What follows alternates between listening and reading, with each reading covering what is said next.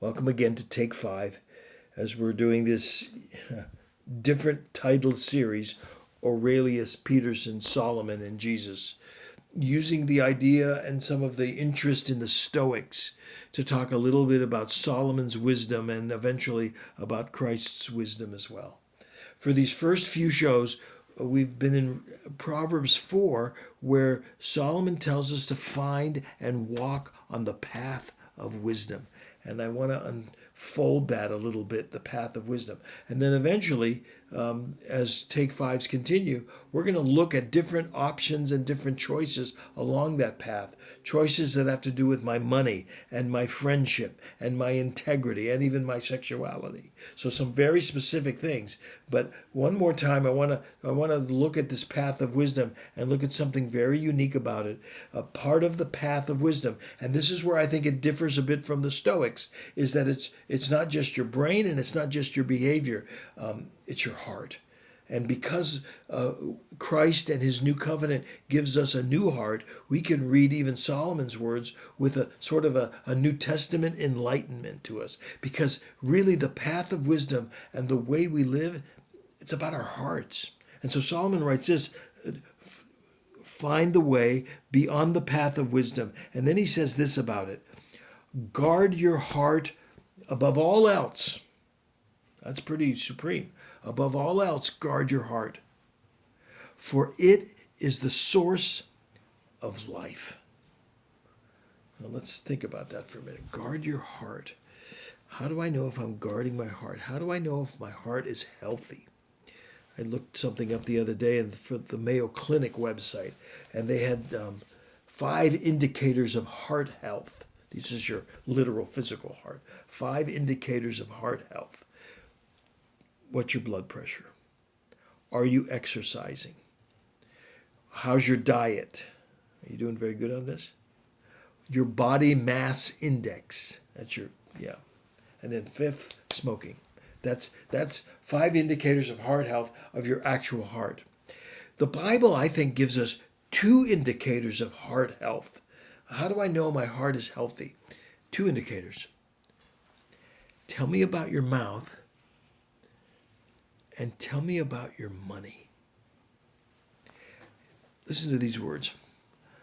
A good man out of the good treasure of his heart brings forth good things. An evil man out of the evil treasures of his heart brings forth evil. For out of the abundance of the heart, his mouth speaks. That's Jesus talking. Heart health, tell me about your mouth. Tell me what comes out of your mouth. A good, wise heart, good things come out of the mouth. A not so good heart, an evil heart, listen for what comes out. Lies and exaggerations and all kinds of things. Heart health, spiritual heart health, number 1, tell me about the mouth. Number 2, tell me about your money. Jesus would say, where your treasure is, there your heart will be also. Where's your heart? Tell me where your money is. Where your treasure is, there your heart will be also. You know, I'm just not into this church that I'm attending. Maybe you're saying, are you invested in it? Are you financially invested in it? These missionaries came and they talked about their ministry in Eastern Europe, but you know what? I'm going to pray about it to see if I'm really interested. My heart doesn't seem to be there. Your heart will be there if you invest in it. The health of your heart, 2 indicators. Tell me where your money is. That'll tell me where your heart is. Tell me what your mouth is saying. Solomon says about the path of wisdom, guard your heart. Make sure that your heart is truly into the right things. You'll never overcome workaholism, I heard somebody say, if your heart is all about the status and the money that your work is bringing. That's where your heart is.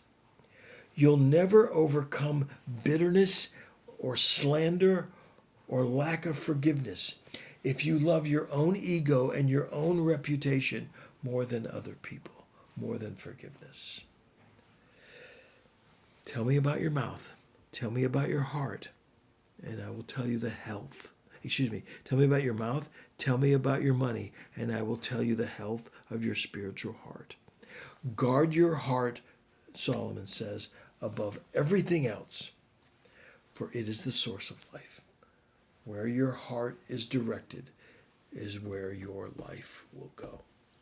I'll see you next time as we continue this series about the path of wisdom and all of the implications, and compare it at times to the way of the Stoics. See you next time. So long.